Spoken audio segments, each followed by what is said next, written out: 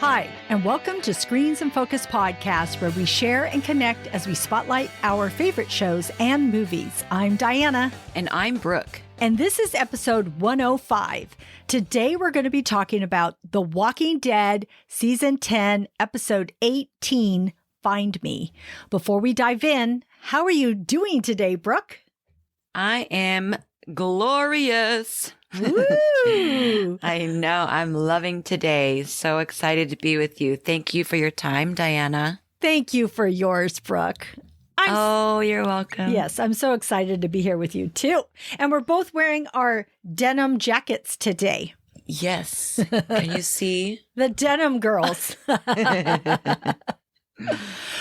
So, in watching this episode, we learn a backstory of Dog, which was kind of cute. Super cute. And so it made me wonder how people come up with their pets' names. So, Brooke, I want to know, how did you come up with your pet's name? Okay. Well, so the love in my life right now is Conan, but I didn't name him. So he came to our home named Chocolate. Oh, I know. It was so cute. And then Gabe named him Conan because he's like a big Arnold Schwarzenegger fan, and he just decided to go with Conan. He picked it. I know. I love that. But I have to tell you, my dog, the one dog that I got to name that was mine is Baloo. Aww. My baby Baloo. Yeah. When I brought him, I picked him up. He was a baby. I picked him up and he just snuggled right into my neck and my hair, and he was mine. I didn't put him down. I'm like, oh, I'm not letting him go. And he was such a cute, friendly little dog that I named him Baloo after the Jungle Book.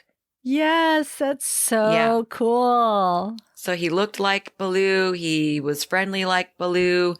And that was so suitable because he was just the friendliest dog in the neighborhood. Everybody loved Baloo. Everybody. Mm-hmm. He was so precious. So how about you? How did you name your dog? So our dog came to us already named Riley. But I thought about our little Chihuahua that we had when we adopted her. The name on the paperwork was Inez, and we're like, that's not sitting right with us. We're like, no, we don't want to be. We just don't hear ourselves saying Inez. So we thought about it, and I actually copied somebody else, and because I just love the name, and we called her Cha-Cha. So we just love that name for our little Chihuahua. So was a precious girl who lived with us many, many, many years. And we loved her. But I also want to mention that when we first got a dog, when my oldest son was young, a toddler, I don't think I had my second son yet, but we got a dog and we asked my son what he wanted to name it. And he would watch Sesame Street all the time. So he decided to name him Bert. So we called the dog Bert from Sesame Street. That's so cute. Yes. So that's how we named our pets. Bert. Yeah. So cute. Oh, well, thank you for sharing, Diana. That's so precious. I love it. Thank you. Yeah, friends out there, it's your turn. Let us know what you think. How did you come up with your pet's name? You can leave us a comment on Twitter at @in_screens or at our Screens and Focus Facebook page. You can also follow us on our Instagram and subscribe to our website. The link is in our show notes. So, Diana, what were your overall thoughts on The Walking Dead? Find Me. Oh, wow. So, some really big reveals in this episode shown through flashbacks. We see Daryl's relentless commitment to find any trace of Rick, which I love because I want him to find something. I'm like, please find something. I thought it was cool to find out Dog's backstory and meet his human mama, Leah, and her undeniable chemistry with Daryl. We dig into Daryl and Carol's relationship with some really fun moments and some heartbreaking moments that really pained me and made me super emotional. So, Brooke, what did you think overall of this episode? Yeah, wow. Well, you said it perfectly. So I was also surprised to see Daryl, in the past 5 years, I believe it was. And I really liked the graphic design and the motion graphics that they used in bold to describe his timeline. So that was really interesting and different that we've seen. And with Daryl, I have always loved his passion and his love for his family. He's so dependable and loyal. I love Daryl, and he loves love. He met Dog as a baby. That's just so sweet. Yeah. And I just, this whole episode just got me all tingly. I just love this episode. So in love with this episode. Tingly. I like it. Yeah. So, Diana, what would you like to say about Daryl and Carol's relationship? Oh, that was a roller coaster, this episode. Beginning of the episode had me laughing with their banter. She is so amused and he is so annoyed. She hitches a ride with him and hops on his bike, even though he tells her she wasn't invited. And he tells her not to talk. And then she's talking. And then he tells her, I told you not to talk. And she's like, yeah, but you keep asking me questions. So it was just really amusing. And then they go fishing and she spears on her first try. And then the conversation becomes, more serious when Carol wonders if their luck has run out and says the dead are going to catch up with us eventually. And Daryl says, only if we let it. And I'm not going to let it. And I found it interesting because his relationship with Leah had direct or distinct similarities to his relationship with Carol, like the fishing, because she caught a fish on her spear the first time too. And the talk about not letting this world get the better of them and the banter between them. I found that, Daryl and Carol's relationship was just kind of similar to Leah and Daryl's relationship. So I just found that all very interesting. And I agree with you, Brooke. Daryl is so committed to finding Rick. He's so loyal. He wants to find his brother, and I love it. Being out there for so long, alone most of the time, and then the rain on him and messing up his map, and then the frost nip he gets, and he even leaves Leah to keep looking. And he even leaves Carol for that matter. And I hope if I ever go missing that Daryl comes and looks for me. I just love his loyalty. Oh my goodness. Well, yes, I agree with you, Diana. I would love to have a passionate person never stop. That connection that Daryl has with Carol is just so special and it's so genuine. They're just so blessed to have each other. Really, truly, they are. Carol nurtured Daryl while he was feral. And I use that word loose because, we know how he likes to be out there on his own. And she stayed connected and close with him. And I love their concern for each other. But I was not surprised to see Daryl out there looking for his brother, Rick, but I was heartbroken for him. And I know what it feels like to wonder what happened to someone that you love and and I think he had a lot of time to spend working on this mission, but watching him mark that whole perimeter and no sign of Rick, that was really difficult to see Daryl so hurt. It was. Yeah, I was just so heartbroken for him when the rain messed up his map. Yes. And he tried so hard. And then when he flipped over that canoe because he wasn't sure who was underneath it, that was like a scary moment. If you're not sure if that's your friend, right? Yeah. Oh, man. Exactly. Okay, so Daryl and Leah kissing in a tree. Kissing. Man, their gazes at each other while hiding in that tree, they were kind of steamy, but were marred by the darn stupid walkers. No brain, good for nothing. But Daryl and Leah's courtship was funny at times. He throws a fish at her door and then walks away. And then later, she throws it back at him.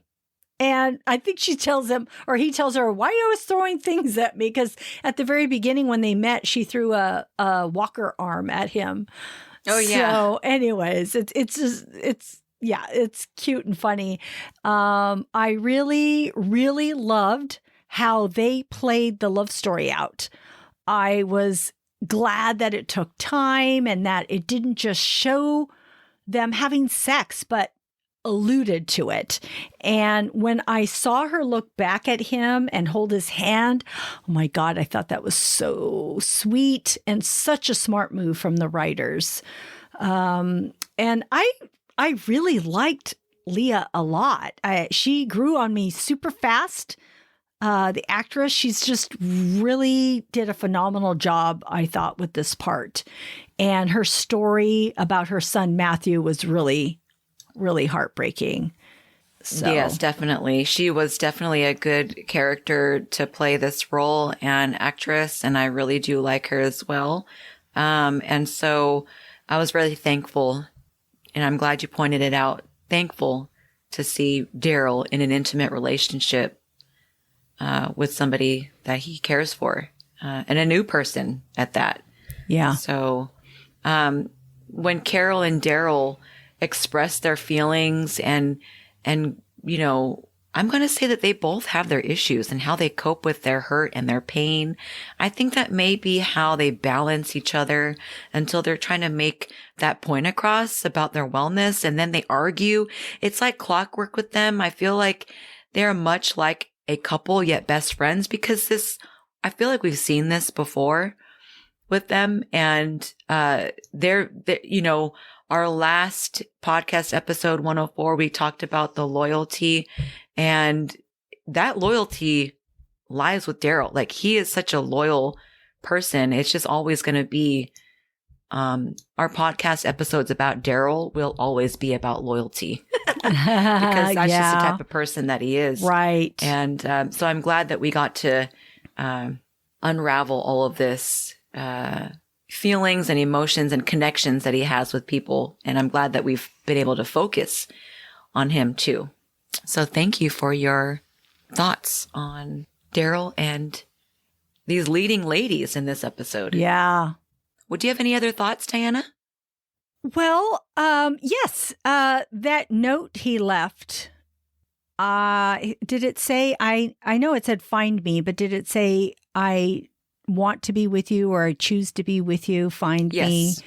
Yes. He left it there and she never found it. But I found it interesting that Carol finds it and isn't shocked. I didn't, you know, because we don't know. We've never heard of Leah, of course, because these episodes are written because COVID happened and they decided to give us these episodes. But I thought maybe Carol would be thoroughly surprised that he even had a relationship, but he must have divulged some information to her because she didn't seem really shocked. She seemed to know some pieces. So, but they are friends. And so I was glad. I was glad that she wasn't totally shocked and that he had shared information with her in the past. So I just thought that note was interesting and sad in a way too, because she didn't get to see it. And I think someone took Leah. I don't think she left, because why would you leave dog who is so important to you? That dog was born the day that her son passed away. So I really don't see her leaving.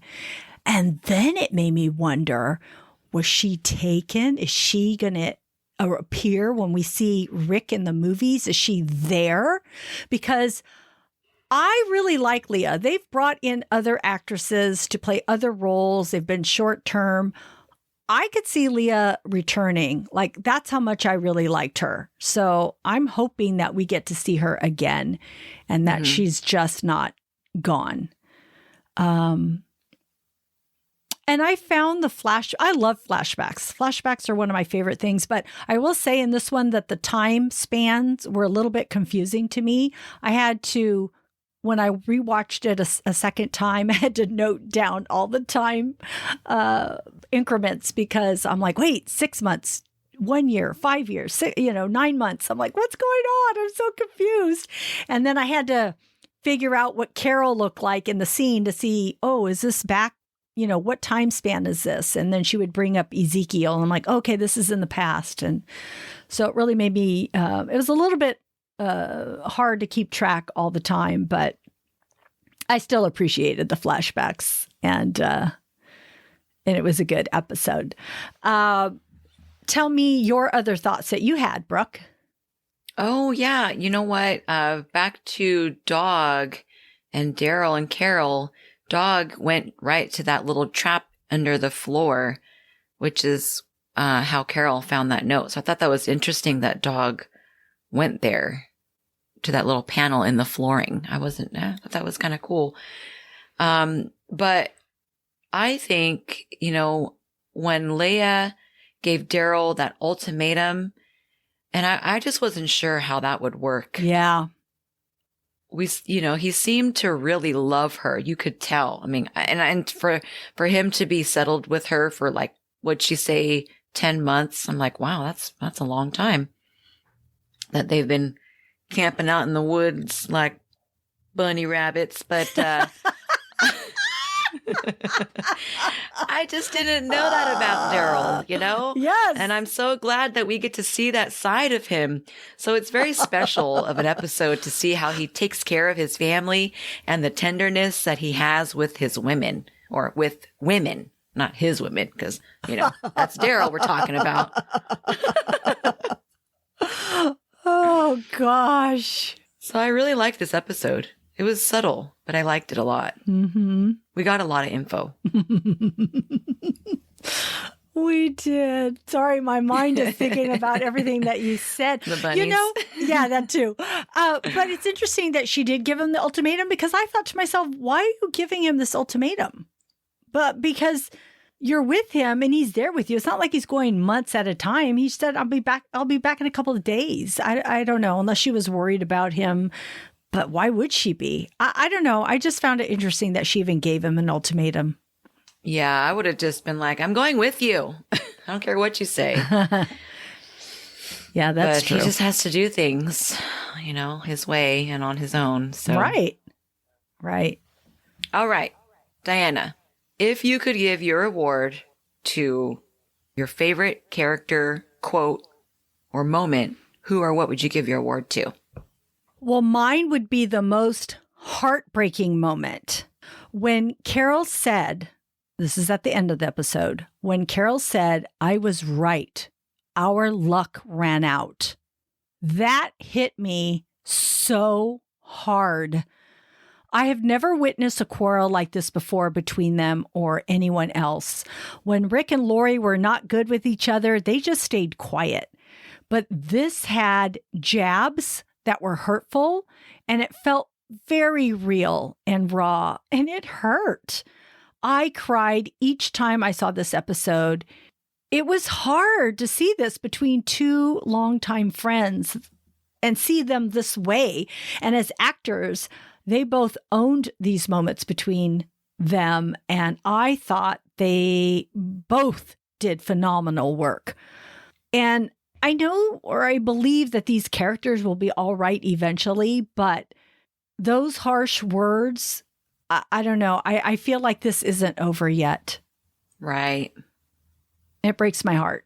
It really does. I'm speechless over that. I was surprised that Daryl, being the way he is, that he said that to her. And I realize she's done a lot of bad things, but, or decisions that did not always benefit everybody. But I feel like she's always been there for him too. But friends go through things, right? And maybe he was really upset being in that place that he lost his love, and it just sparked these emotions that maybe he couldn't help himself but say what he did. So. Oh, well, thank you for sharing your insight. That makes, I love that. That makes total sense. And definitely I could feel, your emotions with that being heartbreaking. Yeah. Oh. Thank you. So tell me, who would you give your award to? What was your favorite quote, character, or moment? Well, Daryl, for facing so many obstacles, and behold, he's still a good guy that you want in your corner. I mean, he's just so loyal, like we've said before. Oh, he loves his family. He does anything for them. He is resourceful. He's strong. Everything about him, his loyalty means it all. They're really beefing him up. I think there's something big going to happen. Yeah. Yeah. I think you're right. I don't know. Yeah. I can't wait. Exactly. Okay. Well, that wraps The Walking Dead up. What else are you watching, Diana? Well, it wraps up The Walking Dead, but not Norman Reedus because I started watching Ride. It's another season of Ride with Norman Reedus. He had Josh Brolin in his first episode, and they traveled to New Zealand. And it was fun watching them. I love Norman. He is so cool. They go to a place where the water is warm, and they go to start digging. But of course, all the locals or maybe their visitors, they all recognize Norman Reedus. And they're like, oh, you're and he's all, and Norman kind of goes, yeah, it's me. And Josh Brolin's like rolling his eyes, and he's like nobody recognizes him, but everybody recognizes Norman Reedus. So it was very cool. He's so good to his fans. And so it's just a fun show to watch. So you should tune in if you have not seen it yet. Okay. I also watched Georgia and Ginny on Netflix, which, Brooke, you had talked about in episode 104. I've only seen 4 episodes, but I'm really liking the series, and I'm enjoying watching this 15-year-old Ginny dealing with making friends, her romantic and sexual experiences, and dealing with her 30-year-old sexy mama. And I also like seeing Georgia's backstory and her troublesome decisions. And I'm wondering when it's all going to catch up to her. So it is trending on Netflix, and I am enjoying the show. For movies, I watched Coming to America on Prime, and the boys are back with many of the old characters. I love the original movie with Eddie Murphy and Arsenio Hall and all the others. This was a good movie. It's if you had to pick, please go watch the original. It is so darn funny. But I was glad to see this. I was glad to see them revisit these characters. I also watched Soul on Disney Plus with Jamie Foxx and Tina Fey voice the characters. And it's about a middle school band teacher who dreams of following his passion of being a jazz musician. This has beautiful animation with an existential look at what is important. And this movie reminded me that although we strive for our dreams, we cannot forget to enjoy the journey and to appreciate what is right in front of us. And I will say, I did shed a tear on this, but Pixar movies have me do that sometimes. So that's Soul on Disney Plus. And then I just recently watched Cherry on Apple TV. I really wanted to see this movie because it stars Spider-Man Tom Holland, and it's directed by the Russo brothers of MCU. And it also stars Ciara Bravo. So this story is about an army medic returning home from war and robbing banks to keep up with his opioid addiction. It's a hard watch, because of his and his young wife's addiction. So if you find that troublesome, you may not want to watch this, but I think Tom Holland does an amazing job with his portrayal of a man spiraling out of control. It's based on an autobiography by Nico Walker. So that is out on Apple TV. And just this morning, I watched Yes Day on Netflix with Jennifer Garner. This is a cute family movie. So if you're looking for something that is good for all ages, this would be a fun watch. She has a family. She's married. She has 3 kids, and they are tired of hearing her say no. She's no fun. She sucks the life out of everything. And so they propose having a yes day to make things better. And it's one full day of saying yes to everything. There are rules and boundaries, but it's just fun. And so if you need a family movie or show to watch, tune into this. It's on Netflix. That's cute. I think Gabe and Gemma were watching it last night. Yeah, it was trending this morning. So I think that's cute. A lot of people are watching it. So yeah. Awesome.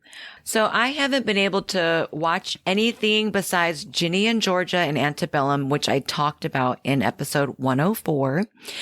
And so I've been dedicated to those shows, but we have a friend out there. Her name is Sarah, and this is her recommendation. And I plan to watch this. I just have to wait till the kids go back to school. Then I have my TV back. So Sarah gave me some recommendations, and I have them on my list. The first one is a movie on Prime Video, and it's called One Night in Miami.